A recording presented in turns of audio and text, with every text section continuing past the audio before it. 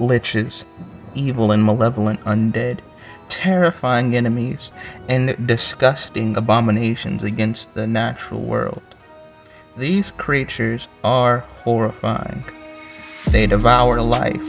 They are the enemies of all things good, and because of their undead nature, they are terribly hard to kill.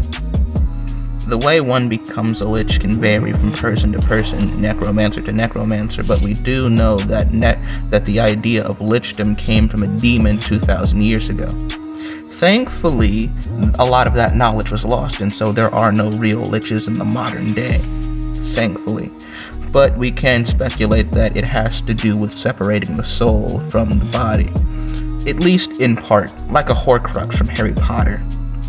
To do this takes a lot of knowledge, understanding of how the spirit works, because tampering with the soul is never a good idea, and tampering with the soul as a human is almost impossible.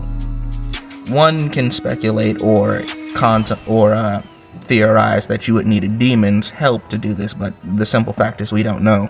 The last lich died somewhere in the 1950s. Thankfully, they're terrifying, horrifying, and they have all the powers of necromancers just amped up to 20. They need to devour life constantly because their bodies are constantly decaying and rotting away.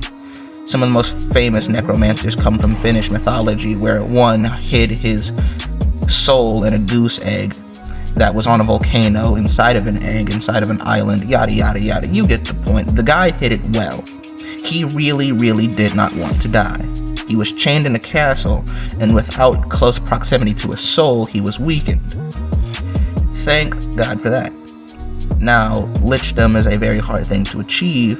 Most necromancers strive for this, a perfect union between life and undeath. I, however, think it's awful. But that's just me.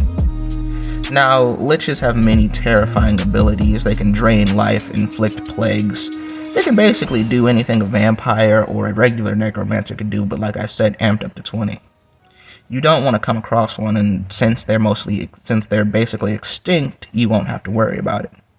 But they can control undead en masse, including vampires. So vampires probably had a hand to play in their downfall. We simply don't know. There's not enough data to really figure out why people don't become liches anymore. But with that being said, this is a relatively short video, so you guys have a good one. I am going to be posting my full-length video on my YouTube channel, so go check that out. Like, follow, do all those things, and I'll see you guys in the next one. And make sure to check out my YouTube channel.